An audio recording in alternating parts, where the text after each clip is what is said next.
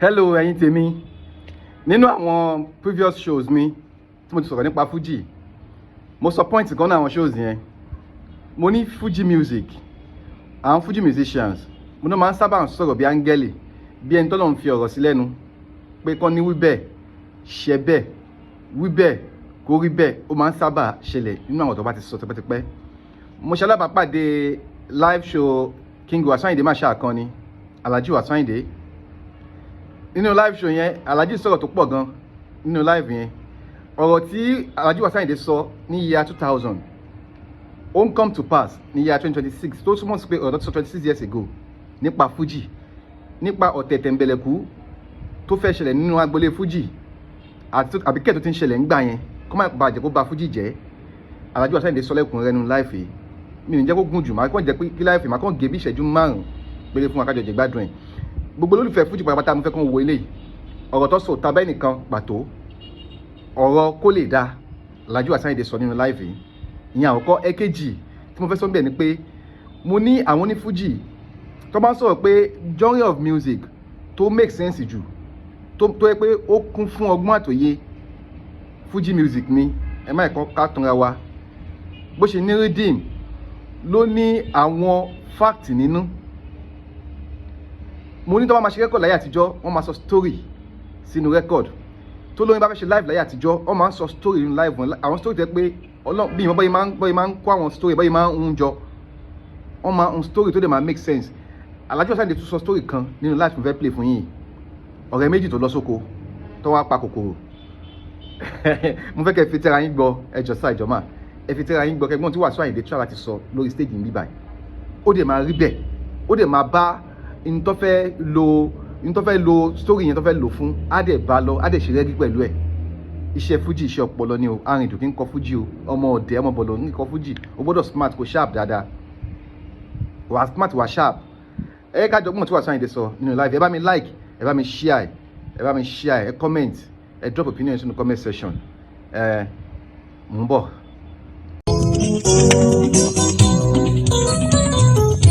Gbogbo yẹn ṣe ẹ máa ṣeun mi.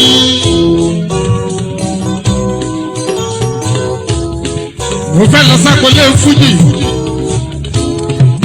Gbogbo ẹ̀yin oní Fuji ní ilẹ̀ yóò Ayinde ẹ̀yà mi létí yín. Gbogbo ẹni bá dání lójú, ìṣe la máa ti ń sáré o. General Ayinlami Kollington, Dr. Sikiru Ayinde Barrister Sikiru Adéyínká, ìyẹn bàbá tèmi nínú Fuji Ayinde. Àtẹ̀mí gbogbo Ayinde mi Wasiu, àtẹ̀yìn tí mo já síwájú fún. Bí Déwálé Àyùbá, bí Àkọ́dé Àbásì, bí Àlàbí Pasuma, àti bó tilẹ̀ wù kẹ́kẹ́rẹ́ tó. Gbogbo yín ẹ yá mi létí bí Àyìndé mi Rashidi, gbogbo yín ẹ yá mi létí.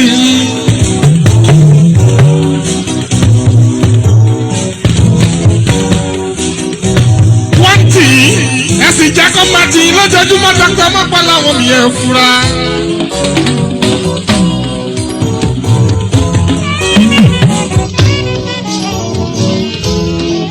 Ẹ̀rí o, ẹ̀rí.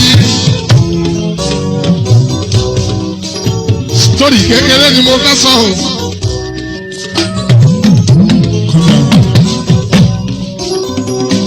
Ó ṣẹlẹ̀ nínú ìlú kan lábúlé kan. Àwọn ọmọdé kékeré méjì wọ́n jọ ń ṣeré pa, wọ́n léra wọn bọ̀ láti inú oko. Ọmọ kìíní wá láti ilé bàbá tiẹ̀, wọ́n lọ sóko wọ́n jọ ń ṣeré pa, eré bọ̀ látoko. Wọ́n wá sílé bàbá ọmọ ti bí. Ìgbà tó dé ta gbangba o, wọ́n bá bàbá tó bí lórí amṣíà. Bàbá sùn ó fẹ̀yìntì, ó wá lanu sílẹ̀.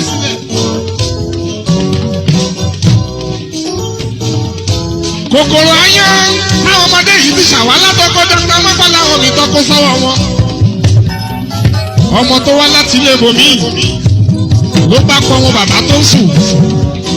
ó ní wo bàbá ẹ ó lánàá òun sílẹ̀ kí á mú kòkòrò kan kájú sí lẹ́nu Àyìndé Mọ́pá ọ̀làhùn.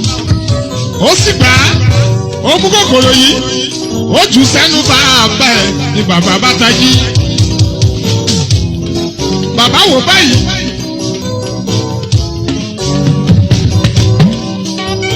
ó nínú ẹ̀yin méjèèjì tálẹ̀ ní tó ju kòkòrò yìí Dr. Mọ́pá lọ́kàn mi ẹ̀ rí.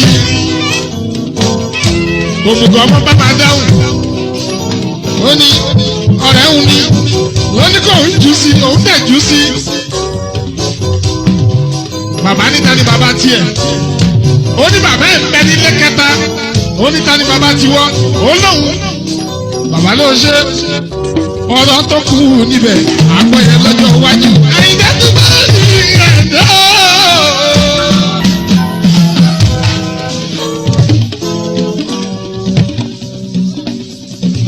ẹ lọ wò yàtọ̀ nínú fújì àti jùjú nílùú Nàìjíríà láti 1980 títí dísẹ́yìn Àyìndé Mọ́pá ọ̀làhùn ìyẹn já sógun ọdún. oríire tó ń bá fújì Síkírù Àyìndé mi Barrister ìwọ ni mo kí kú oríire. Àyìnlá mi kọ́ ọ̀yìn tì ẹ máa kú oríire. ìgbà tá à ń jáde wéré lẹ́yìn jájúwájú fún wa Àyìndé Mọ́pá ọ̀làhùn táwa ń bọ̀ lẹ́yìn yìí. àmàjọ tàbídá Àyìndé Mọ́pá ọ̀làhùn ẹ wá wáyé fújì. Síkírù Barrister ẹ máa kú oríire. Kàsálí Àlàbí jọ́lí lára mi ẹ kú oríire. Àyìndé mi máa yégún bàbá oníwàásù. ọmọ máa yégún tó ti lá fúnre lọ́rùn ẹ kú oríire. oríire tó bá fújì yìí Àyìndé ọmọ tó pọ̀ ọ̀làhùn. ọ̀rọ̀ fújì ó ti dẹ̀sí tó sá síwájú kéwúrẹ́ ò lè bá. mo fẹ́ yín tó bá lù ú fújì. nǹkan kan ní mo fẹ́ ká mú kú o. tẹ̀m̀bẹ̀lẹ̀kún òun ọ̀tẹ̀. wo bá kí n bu lẹ́sẹ̀. bí n bàbá kí n ṣalọ́gbẹ́. tá a bá ti mú yẹn kúrò láyé ayé ti rójú ayé ti ráyè. ó ti dára fún gbogbo wa Àyìndé Mọ́pá ọ̀làhùn. jọ̀ọ́ lò yìí Àyìndé mi Wàsíù Àyìndé Adéwálé gbogbo ní fújì ní ẹ̀yọ́ ẹ bá jẹ́rọ oríwò ẹ̀gbọ́n tí mo wí. mo sọ yìí mo dúró náà torí mo lọ́pọ̀tínítì lẹ́nìí láti sọ yìí. ó lè ní lóòrùn ọ̀la kí n máa wò bíi Mr. Wusu Àyìndé ọmọ tó kọ́ ọ̀làwọ̀n kẹ́ máa ṣayé bẹ́ẹ̀ ṣe fẹ́. ìkọ́kọ́ tí mo mọ̀ bọ̀yì ṣeré bọ̀yì ò ṣeré bọ̀yì máa lọ Àyìndé Mọ́pá ọ̀làhùn Àyìndé Adéwálé. ó bá dọ̀jọ́ ọjọ́ kan máa gbòmìnira máa fẹ̀yìntì Hájì Wàsíù má sì máa jẹ́ṣẹ́ ọwọ́ mi Àyìndé má sì máa jẹ́ṣẹ́ ọwọ́ mi Àyìndé. mo fẹ́ sọkúsọ lábúlé tí mo sọ bọ́kọ láàrin tìjà kọ́ tẹ̀sẹ̀ kọ́ Hájì Wàsíù Àyìndé. mo ní mi ò fọ ọ̀tẹ̀ ní mo sọ ọ̀tẹ̀ ò dá ẹ̀ ń bẹ́lẹ̀kún. èmi ò kí ń jẹun ọ̀tẹ̀ Wàsíù Àyìndé. ayé lè ní ṣe o ọ̀rọ̀ kí n bínú ọ̀rọ̀ kí n bínú. Ìyábọ̀ Adé bẹ́ẹ̀ o. ẹ káàbọ̀ padà ṣẹgbọ́n tí Wasiu Ayinde sọ ní live yẹn ṣé tó sọ ń gbà yẹn ṣé kò máa ṣẹlẹ̀ nísìn ṣé kò máa ṣẹlẹ̀ nísìn ó ṣẹlẹ̀. òwe ni Alhaji Wasiu Ayinde fi live tí mo play tán yìí òwe náà fẹ́ pa fún ìdíwá fẹ́ mọ title live performance mo lò rí wọ́n pe title ẹ̀ ní ó dà kó wà lórí Audiomack ẹ máa rí The Truth ìyá 2000 náà ṣe àbí Opportunity lórí Audiomack náà ìkànnì méjì ṣá The Truth or Opportunity tó yẹ máa bèèrè pé kí ni title live yìí title ẹ̀ mo ti sọ fún yín yẹn. ẹ̀yin tèmi èmi ọmọ yín olólùfẹ́ yín náà ni tí yóò ní bàjẹ́ kò ní tán fún yín o ìgbẹ́ tí ó ra dátà owó ní tán bẹ́ẹ̀ ọwọ́ yín nìkan sàlẹ̀ àpò ẹ bá mi like ẹ bá mi share ẹ bá mi subscribe ẹ bá mi pín kó kárí ilé mo pẹ́ jẹ gbádùn ẹ̀ díẹ̀ màá tún máa rí lọ́jọ́ mi ọjọ́ orí ó dàbọ̀ for now stay blessed.